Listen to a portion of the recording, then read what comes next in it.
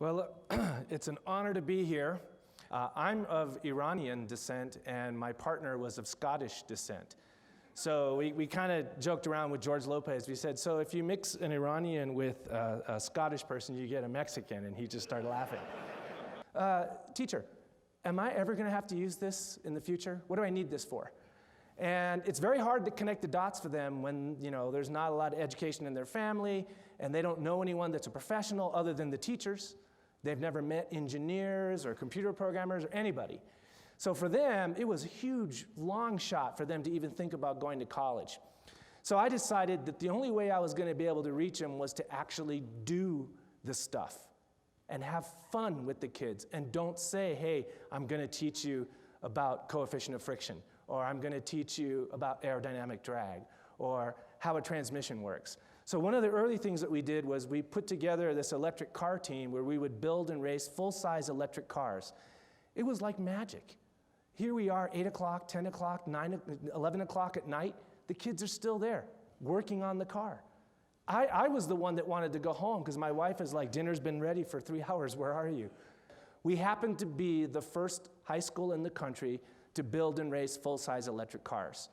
The other teams would beat us around the track. They had more money, faster engines, lighter batteries, but they were amazed at how fast we changed the batteries. And the problem was I had kids. They couldn't lift anything. So we had to figure out a way to be able to change 1,000 pounds without big, strong, husky people to change the batteries. Plus, I didn't want to kill any of the kids by having them electrically touch something they weren't supposed to touch. So we made a fail-safe system where the electrical connections were made automatically and the batteries would roll on bearings. So when the car would come in, the sides would open up, everybody choreographed together would pull the batteries out, the car would raise 6 inches up because it was 1,000 pounds. The car would be pushed forward, there'd be another set of batteries at a higher height. On a count of 3, everyone would shove the batteries in, they were locked and electrically connected, turn on the car, gone, 15 seconds.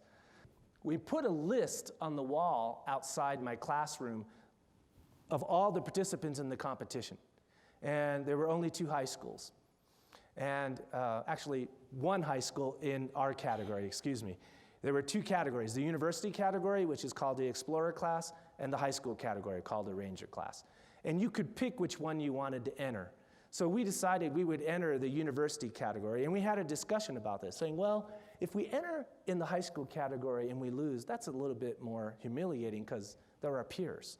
But if we go against the universities and we lose, that's expected. So there's no pressure. We could finish completely last, learn as much as we can, because if you're going to learn, who do you want to learn from, the high school kids or the university kids, right? We've already shown that we go out and talk to the people that beat us so we can learn how to do better. So we decided that we wanted to, lose to the best people. And if by any chance we beat one university or college, that would be phenomenal. So we decided to do that. That was our goal. Lorenzo, one of the kids, one of the 4 boys, looked at the list on the wall and he said, what's MIT? And I said, well, MIT is Massachusetts Institute of Technology. It's one of the country's most technologically advanced schools, and maybe one of the best in the world. And he says, well, if we beat MIT, can you take me to Hooters, or take us to Hooters?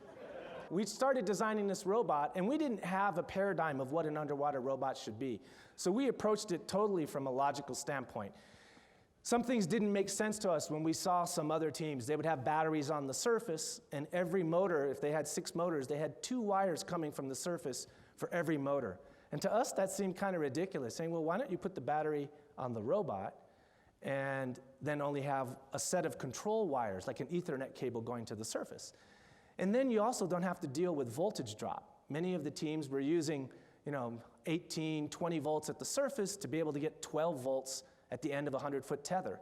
And of course, the more current you drew, the more the voltage would drop. So we said, this is dumb. Why don't you put the battery on there? And the reason for them not doing it is, well, if the robot leaks, then the battery can be destroyed and this. And our logic was, well, you shouldn't be in an underwater competition if you can't keep from leaking. It didn't make any sense to us. So we put our battery on board. The other problem we had to solve was the leak. And we couldn't order a new case. We didn't have a way to fix the seal. So we started this discussion. And Alan Cameron, my partner, said, well, you know, in diapers, they put a chemical or a material called desiccant, which increases the absorbency a lot. And then someone else mentioned, well, what about tampons? And the group got very quiet. So we're waiting in the van outside the drugstore, and Lorenzo comes running out, you know, with the box of tampons like it's a trophy.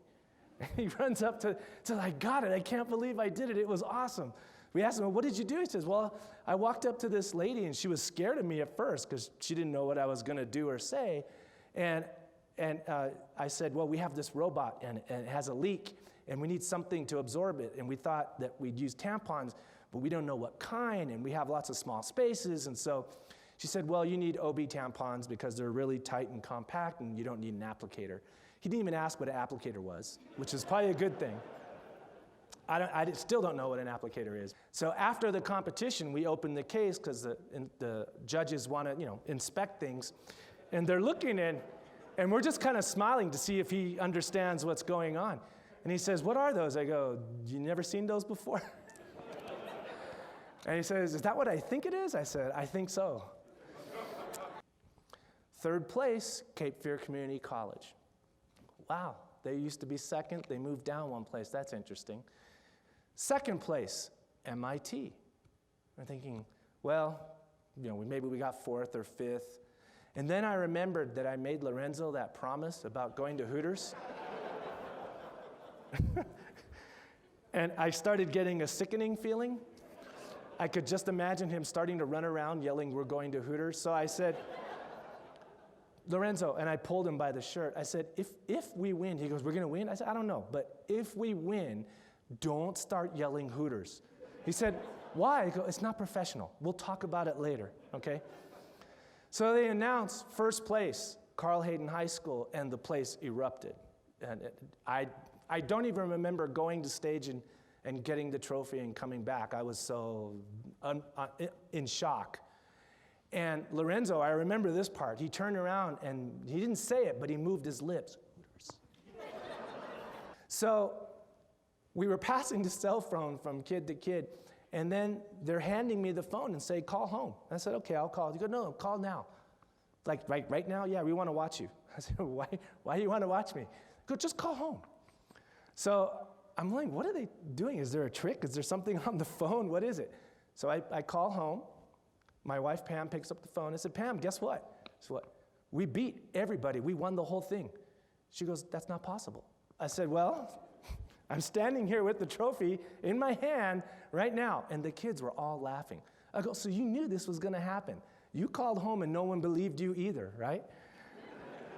And the last thing I'd like to say, and I mean this tremendously, because I couldn't be here on this stage if it wasn't for all the help that I've had from other teachers and the work that the students have done in believing in me like I believed in them. And it really is a team effort. You know, I'm here because of hundreds of kids and dozens of teachers.